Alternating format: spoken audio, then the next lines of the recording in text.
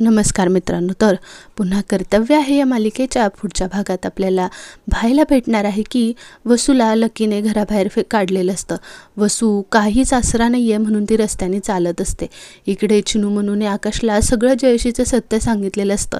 आकाशला पश्चाताप होतो म्हणून तो वसूला भेटण्यासाठी जातो। वसू रस्त्याने जात असताना तिला काहीच शुद्ध राहिलेली नसते। समोरून ट्रक आडवा येतो, तो धडक देणारच इतक्यात आकाश वसूला बाजूला घेतो। बाजूला घेतल्यानंतर तो वसूला मिठीत घेऊन आपले सगळे गैरसमज दूर करतो।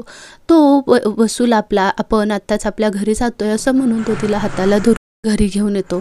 जसं वसूला दारात बघितलं तसं जयश्री चिडते आणि म्हणते की आकाश, तू हिला का आणलंयस इथं? तुला माहिती आहे ना ती इथे परत कधीच घरात येणार नाही आणि तुमचा डिवोर्स झालाय। आकाशला खूप राग येतो। जयश्रीचं सत्य कळल्यामुळे त्याला आधीच तिचा खूप राग आलेला असतो। त्याने डिवोर्स पेपर साईन केलेले पेपर घेतो आणि जयश्रीच्या तोंडावर फाडतो। नंतर तो स्वतः वसूला आपल्या हाताने मंगळसूत्र घालतो। वसुंधरा त्याच्या पाया पडते।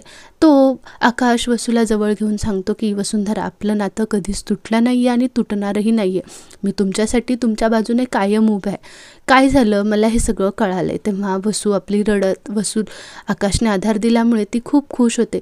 फायनली आकाशने आपल्याला समजून घेतलं आणि माफ केलं म्हणून ती खूप खुश झालेली असते। इकडे जयश्रीला कळतं की आकाशला सगळं सत्य कळालेलं आहे, पण ती काही कमीपणा घ्यायला तयार नसते।